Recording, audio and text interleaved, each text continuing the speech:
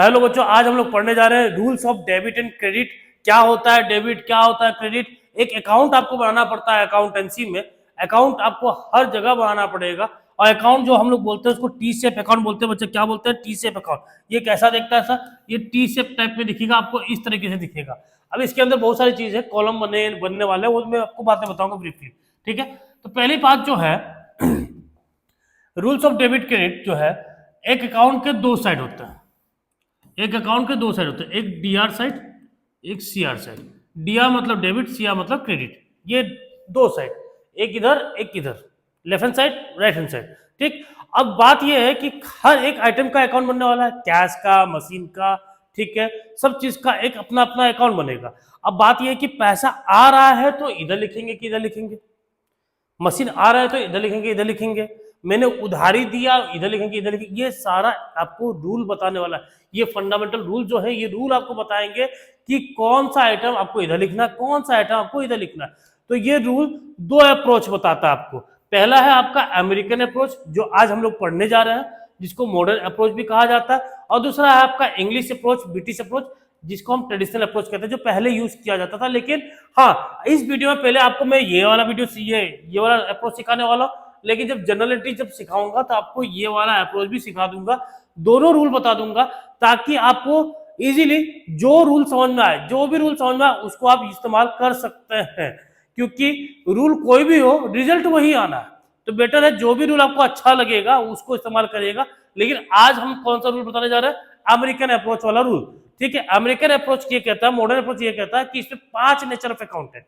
पहला assets account, दूसरा liability, तीसरा कैपिटल या ऑनर्स इक्विटी, चौथा है रेवेन्यू या फिर इनकम, आपका पांचवा लॉस या एक्सपेंसेस। इसके बारे में समझाने की जरूरत तो नहीं है मुझे, ये मैंने समझा रखा है, पहले जाके वीडियो देख लीजिएगा। जितने बेसिक कांसेप्ट ऑफ अकाउंटेंसी मैंने पढ़ाए थे, अकाउंटिंग पढ़ाए थे टर्मिनोलॉजी वाले, उस वीडियोस को देख लीजिएगा कि एसेट्स क्या होता है, बिजनेस की प्रॉपर्टी, लायबिलिटी क्या होता है, बिजनेस की उधारी, कैपिटल जो मालिक पैसा लगा रहा है पूंजी, रेवेन्यू और इनकम जो पैसा आ रहा है बिजनेस में ड्यू टू सेल या फायदा हो रहा है, लॉस आपको पता ही नुकसान या खर्चा। ठीक है, इन सारी चीज के ऊपर देखो, सबके अपने अपने साइड होंगे, debit side credit side, debit side credit side, सबके अपने अपने साइड होंगे।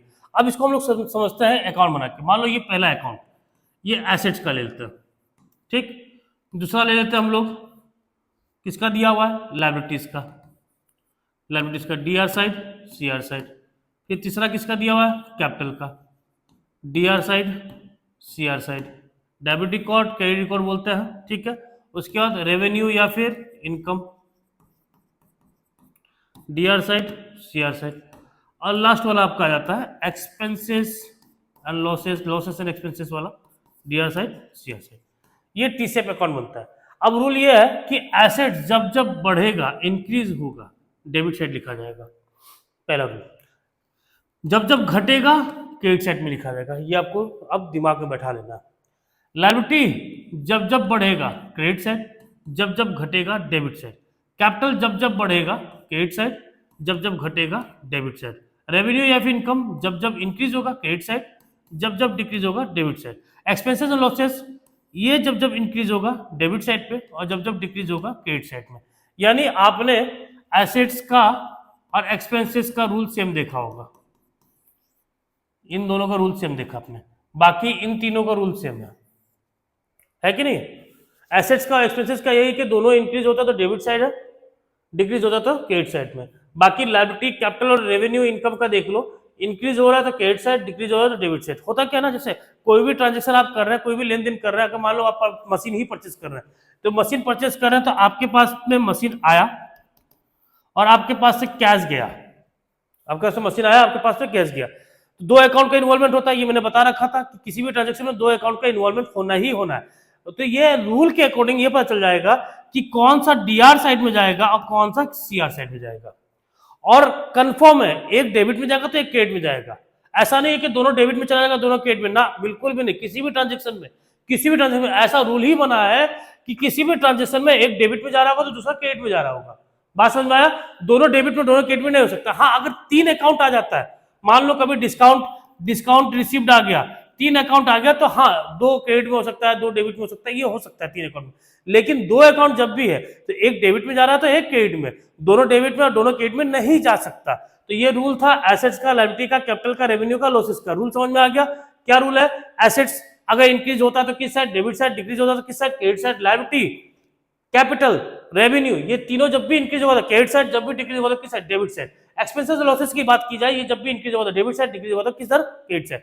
अब इसको हम लोग एक क्वेश्चन लेके समझते हैं तो ज्यादा समझ में आ जाएगा। क्या है क्वेश्चन, पढ़िए आप लोग, तब तक मैं फॉर्मेट बनाता हूं। ये देखिए फॉर्मेट बना रहे हैं इस तरीके से, टी शेप था, अब यहाँ पे अमाउंट का कॉलम बना लिया। किसका कॉलम बना लिया बच्चा? अमाउंट का। ठीक, किसका अकाउंट बनाना है हम लोग को? Open T shape account for the furniture. किसका बनाना? फर्नीचर का, फर्नीचर का account. DR side, CR side. यहां पे लिखेंगे हम लोग particular amount, particular amount, particular amount, particular amount. अब फर्नीचर किस नेचर का है? फर्नीचर क्या? एसेट से का ना, एसेट नेचर का। यानी जब जब एसेट यानी फर्नीचर बढ़ेगा डेबिट साइड लिखेंगे, जब जब घटेगा किधर लिखेंगे? क्रेडिट साइड लिखेंगे। बच्चा बात समझ में आ गया यहां तक? कोई दिक्कत? अब एक और चीज समझ लो, अगर मेरा दुकान है, मान लो मैं एक दुकानदार हूं, मैं आपको उधारी दे रहा हूं, मान लो आपका नाम अनमोल है, मैंने आपको उधारी दे दिया, तो मैं आपको उधारी दे रहा हूं, तो मैं अपने खाते में अपना नाम लिखूंगा कि आपका नाम लिखूंगा? आपका नाम लिखूंगा। क्यों? क्योंकि मैंने आपको उधारी दिया ना, मैं अपने खाते में अपना नाम क्यों लिखूंगा? कोई भी अपने खाते में अपना नाम लिखता है क्या? जिससे भी ट्रांजेक्शन हुआ होगा उससे लिखेगा, उसका नाम लिखेगा, जिससे भी लेन देन हो रहा होगा उसका नाम लिखेगा, अपना नाम नहीं लिखने वाला। बात समझ में आया? क्लियर? तो ये फर्नीचर है, तो फर्नीचर किसके वजह से बढ़ा उसका नाम होना चाहिए, फर्नीचर कैसे घटा उसका नाम होना चाहिए। फर्नीचर फर्नीचर की वजह से तो नहीं बढ़ेगा, फर्नीचर फर्नीचर की वजह से तो नहीं घटेगा। बात समझ में आया? अब ये फर्नीचर है तो ये किस नेचर का है? एसेट नेचर का। इसका रूल क्या है? इंक्रीज होगा तो किस साइड? Debit side. डिक्रीज होगा तो किधर? Credit side. यहां तक बात समझ में आ गया? चलिए अब स्टार्ट करते हैं। पहला transaction, furniture purchase for ₹20,000। Furniture आपने परचेज किया है, परचेज किया तो एक बात बताओ, परचेज किया है तो फर्नीचर आया है कि गया? पहले ये बताओ, फर्नीचर आया कि गया? आया है, यानी एसेट्स बढ़ा है, फर्नीचर बढ़ा है ना। फर्नीचर बढ़ा है तो किधर लिखेंगे हम? किधर लिखेंगे बच्चा? Debit side. और उससे पहले एक चीज समझ लो, डेबिट साइड के आइटम के पहले हम लोग प्रीफिक्स में टू लगाएंगे, जो भी चीज लिखेंगे उसका पहले टू लगाएंगे, और क्रेडिट साइड के आइटम के प्रीफिक्स में हम लोग बाय लगाएंगे। ये रूल समझ लो। ये पहले तो फॉर्मेट का, ये अकाउंट का फॉर्मेट है, आपको इसी तरीके से बनाना पड़ेगा। ये तो प्रेजेंटेशन था, अब हम लोग करने जा रहे हैं मेन मुद्दा वाला काम, जो हम लोग को डालना है इसमें। क्या क्या डालना है? जब फर्नीचर परचेस किया आपने, फर्नीचर क्या किया बच्चा? आपने परचेस किया, कितने से? 20,000 से। तो फर्नीचर परचेस गया तो आपके पास से गया क्या है? कैश, यानी कैश की वजह से फर्नीचर बढ़ा, कैश के वजह से फर्नीचर बढ़ा। तो फर्नीचर बढ़ा तो किधर लिखेंगे? एसेट इंक्रीज होता किधर लिखते हैं? Debit side. तो यहाँ पे अमाउंट लिखते हो 20,000। अब ये फर्नीचर बढ़ा किसकी वजह से? कैश अकाउंट की वजह से। बात समझ में आया? आपको पता था किसी भी ट्रांजेक्शन में दो अकाउंट का इन्वॉल्वमेंट होता है। फर्नीचर खरीदा है तो कैश गया है, तो यहाँ पे फर्नीचर बढ़ा तो है, गया क्या बदले में? कैश गया। अब जब कैश का अकाउंट बनाएंगे ना तो उसमें हम लोग फर्नीचर लिखने वाले हैं। बात समझ, जब कैश का भी अकाउंट बनता है तो उसमें भी हम फर्नीचर लिखने चाहिए, वो तो हम लोग जब लेजर करेंगे तब समझ में आएगा। फिलहाल ये बेसिक चीज है, इसको समझ लो। अब दूसरा चीज तो फर्नीचर सोल्ड कॉस्टिंग 5,000। फर्नीचर आपने बेच दिया तो बढ़ा कि घटा? घटा। घटा तो किधर? Credit side. कितने का घटा? 5,000 का। अब फर्नीचर जब बेचा तो आया क्या बदले में? कैश। बात समझ में आ गया? अब तीसरे में चलो, फर्नीचर अगेन परचेज, फिर से खरीदा गया है, फिर से खरीदा गया, यानी कैश अकाउंट। कितने का? 8,000 का। बात समझ में आ गया? और उसके बाद ओल्ड फर्नीचर डिस्कार्डेड। डिस्कार्डेड का मतलब खराब हो गया, फेंक दिया गया, उसकी वैल्यू नहीं रही, उसको खत्म हो गया, उसको फेंक दिया गया। Old furniture discarded.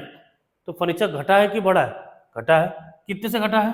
2,500 से। तो यहाँ पे लिख देंगे bye furniture discarded, furniture discarded. यहां तक बात समझ में आ गया? अब पॉइंट नंबर 5 क्या लिखा है? Value of furniture was reduce by ₹2,000। Reduce, furniture का वैल्यू को रिड्यूस कर दिया गया। आपको मैंने बताया था एक शब्द जिसका नाम है डेप्रिसिएशन। डेप्रिसिएशन, डेप्रिसिएशन का मतलब होता है reduction in the value of fixed asset. मान लो आप मोबाइल ही खरीद रहे हो, आज मोबाइल जो खरीद रहे हो, एक महीने के बाद बेचोगे तो आपको सेम रेट मिलेगा? सेम वैल्यू मिलेगा? नहीं मिलेगा, वैल्यू लेस हो जाएगा, वैल्यू थोड़ा सा कम हो जाएगा। गाड़ी खरीदा, बाइक खरीदा, जो भी चीज आप एक महीने, 2 महीने बाद, 1 साल के बाद बेच रहे हैं, तो सेम वैल्यू मिलेगा? 5 लाख की गाड़ी की वैल्यू 1 साल के बाद 5 लाख मिलेगी? नहीं मिलेगी, कहीं ना कहीं उसकी वैल्यू घटती है, क्योंकि बार बार उसको हम लोग यूज करते हैं, यूज करने की वजह से वेयर एंड टेयर आता है, तो घटने का वो हम बोलते हैं क्या, डिप्रिसिएशन। तो यहाँ पे फर्नीचर की वैल्यू घट गई तो इधर ही आ जाएगा तुम्हारा कितना, 2000। ये घटा किसकी वजह से, डेप्रिसिएशन की वजह से। हो गया। अब हमको अकाउंट क्लोज करना सीखना है, और अकाउंट क्लोज करना बहुत बच्चे घबराते हैं। ठीक, बहुत ही इजी में समझ लेना अकाउंट क्लोज करने को। ठीक, ये 2 क्लोजिंग बॉक्स है, इसके इधर भी कुछ भी लिखा नहीं होना चाहिए, इधर भी कुछ भी लिखा हुआ नहीं होना चाहिए। अब आप ये देखो ना, अकाउंट क्लोज करते समय आपको ये देखना कि ज्यादा किधर है, अमाउंट सबसे ज्यादा किधर दिख रहा है। यहाँ 20 + 8 28,000, यहाँ 28,000 डेबिट साइड में। यहाँ कितना दिख रहा है, 5,000, 7,000, 9,500, यहाँ 9,500 दिख रहा है। यानी ऑब्वियसली बात है, जहां यहाँ ज्यादा है, जहां ज्यादा है उसको आप नीचे लिखेंगे 28,000, फिर इसी अमाउंट को यहाँ पे लिखेंगे 28,000। बस जो भी ज्यादा, इधर ज्यादा होता तो ये वाला अमाउंट इधर लिखते हैं, लेकिन ये ज्यादा है तो इसको हम यहाँ पे लिखेंगे। बात समझ में आया। अब इसको समझ लो एक बार, थोड़ा बेसिकली भी समझ लो इसको। देखो डेबिट साइड में 28,000 लिखने का मतलब यह है कि कुल एसेट्स मेरे पास कितने का आ गया, फर्नीचर कितने का है, 28,000 का। एक बार 20 का खरीदा, एक बार 8 का खरीदा, कितने का, 28 का। अब यहाँ एक बार बेचा है, एक बार मशीन खराब हुआ, एक बार वैल्यू खत्म हुआ, कितने का हुआ, 9,500 का। यानी आपके पास फर्नीचर कितने का बच गया, अभी आपके पास 18,500। तो वही चीज करना, 28,000 में से ये 9,500 को माइनस कर दो, जिसको हम बोलेंगे 18,500। इसको हम लिखेंगे बाय बैलेंस CD। CD का मतलब होता है कैरिड डाउन। कैरिड डाउन का मतलब कि अब ये वैल्यू जो है ये कैरी होके अब अगले साल फिर से तो हम फर्नीचर का अकाउंट बनाएंगे ना। ऐसा तो नहीं है कि फर्नीचर का अकाउंट नहीं बनाएंगे, अगले साल फिर से फर्नीचर का अकाउंट बनाएंगे, उसमें फिर से हम बताएंगे कि मेरे पास पहले से ही 18,500 का फर्नीचर पड़ा हुआ है। तो उस ओपनिंग वाले जो फर्नीचर बनेगा, फर्नीचर का अकाउंट बनेगा, उसमें हम इसको लिखेंगे बैलेंस BD। क्या लिखेंगे बच्चा, बैलेंस BD। BD का मतलब होता है ब्रॉट डाउन, और ये एंड बैलेंस को यानी क्लोजिंग बैलेंस को हम लिखते हैं CD। CD मतलब कैरी डाउन। कैरी का मतलब ये वैल्यू अब कैरी होके अगले साल जब फिर फर्नीचर का अकाउंट बनाएंगे उसमें हम शो करेंगे कि मेरे पास 18,500 का फर्नीचर पहले से ही पड़ा हुआ है। क्या आप छोड़ दोगे, नहीं छोड़ोगे ना, रखोगे, दिखाओगे अपने अकाउंट में। तो जब नए वाले अकाउंट पे, अगले साल के नए वाले अकाउंट, फर्नीचर अकाउंट में आप शो करोगे तो वहां लिखोगे आप बैलेंस, क्या लिखोगे आप, बाय बैलेंस BD। BD का मतलब ब्रॉट डाउन, लेकर आया गया। कैरी डाउन मतलब लेकर जाया जाएगा। यहां तक बात समझ में आ गया। अब चलते हैं अगले अकाउंट में। Open T7 account for our creditor. समझे, क्रेडिटर का मतलब क्या होता है, लायबिलिटी। लायबिलिटी का रूल क्या है, इंक्रीज होगा तो क्रेडिट साइड, डिक्रीज होगा तो डेबिट साइड। बात समझ में आया। अब यहां भी एक अकाउंट बना लो। अकाउंट बना तो आप लोग का आ गया, अकाउंट क्लोज करना भी आ गया। क्लियर है, कोई दिक्कत, particular amount, particular amount, CR side, DR side. इसको हम लिखेंगे कौन सा अकाउंट, क्रेडिटर का। कौन सा क्रेडिटर, नाम क्या है उसका, संजय से अकाउंट। क्लियर है। पहला ट्रांजेक्शन पढ़िए, purchase goods from Sanjay creditor का मतलब, संजय ने आपको उधारी दिया है, यानी हमारी लिए लायबिलिटी है। और लायबिलिटी जब जब बढ़ेगा तो क्रेडिट साइड लिखेंगे, जब जब घटेगा तो किधर लिखेंगे, डेबिट साइड। ठीक है, जब जब बढ़ेगा तो क्रेडिट साइड, जब जब घटेगा तो डेबिट साइड। बात समझ में आया। देखो अब purchase good from Sanjay on credit. Sanjay से आपने क्रेडिट में खरीदा, उधारी में खरीदा, कितने में खरीदा, 40,000 में खरीदा, यानी परचेस किया। तो ये बता आपकी उधारी बढ़ी कि घटी, बढ़ गई, क्योंकि आपने उधारी से संजय से खरीदा तो लायबिलिटी आपकी बढ़ी है। लायबिलिटी जब जब इंक्रीज होगा तो किस साइड, क्रेडिट साइड। और क्रेडिट साइड में जब भी हम लिखते हैं तो प्रीफिक्स में क्या लिखते हैं, बाय। आपने किया क्या है, परचेस अकाउंट। परचेस किया कितने का, 40,000 का। बात समझ में आ गया। दूसरा, पेड टू संजय को आपने पे किया, 25,000 पे किया, मतलब कैश दिया है संजय को। तो कहीं ना कहीं आपकी लायबिलिटी घटी है।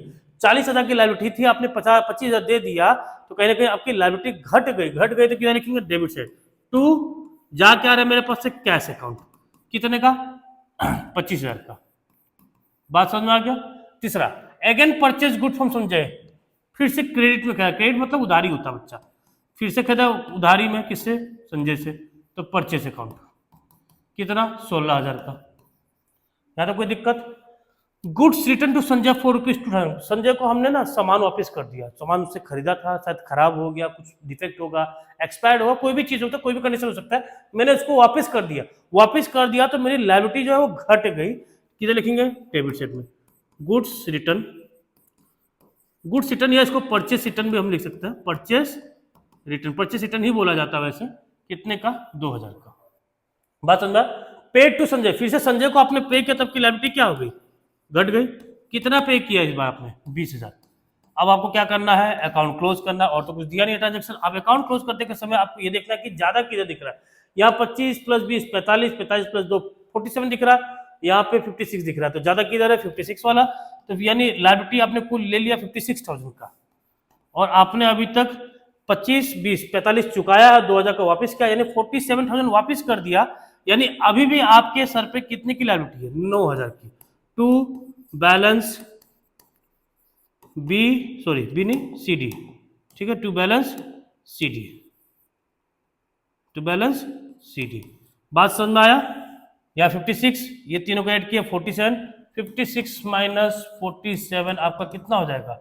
9,000 हो जाएगा। यानी अभी भी कितनी की लायबिलिटी बच रही है आपकी? 9,000 रुपए की लायबिलिटी बच रही। तो ये था आपका अकाउंटिंग इक्वेशन वाला चैप्टर। अकाउंटिंग इक्वेशन मैंने पहले पार्ट में पढ़ा चुका था, दूसरे पार्ट में आपको फॉर्मूला बताए थे, और तीसरे पार्ट में आपको account banana, rules of debit and credit ये समझाया था। एक अकाउंट के दो साइड होते हैं, एक डेबिट साइड, एक क्रेडिट साइड। डेबिट में कब क्या लिखना है, क्रेडिट में कब क्या लिखना है, ये रूल बताएगा। रूल अपने को मैंने बता रखा है। एक बताया मॉडर्न अप्रोच वाला, ट्रेडिशनल अभी नहीं बताऊं, ट्रेडिशनल बाद में बताऊंगा, एक साथ बताना दिक्कत हो जाएगा। तो वो हम जनरलिटीज वाले चैप्टर में पढ़ेंगे। 5 नेचर ऑफ अकाउंट है, इसको पढ़ लीजिएगा ध्यान से आप लोग, स्क्रीनशॉट भी ले सकते हैं इसका। 5 नेचर कौन सा? Asset, liability, capital, revenue and losses. Rule बता चुका हूं। एसेट्स, एसेट जब जब इंक्रीज होगा डेबिट साइड, जब जब घटेगा किधर? Credit side. लायबिलिटी जब जब इंक्रीज होगा क्रेडिट साइड, जब जब घटेगा किधर? Debit side. कैपिटल का, कैपिटल भी यही है, डेबिट में घटेगा क्रेडिट में बढ़ेगा, और रेवेन्यू भी डेबिट में घटेगा क्रेडिट में बढ़ेगा, और लॉसेस एक्सपेंसेस में बढ़ेगा तो डेबिट साइड, घटेगा तो क्रेडिट साइड। बात समझ में? यानी एसेट्स का और लॉसेस का रूल सेम है, बाकी इन तीनों का रूल सेम है। क्लियर बच्चों? यहां तक समझ में आ गया? प्लीज कमेंट करके बताइएगा कैसा लगा, समझ में आया है नहीं। Thank you.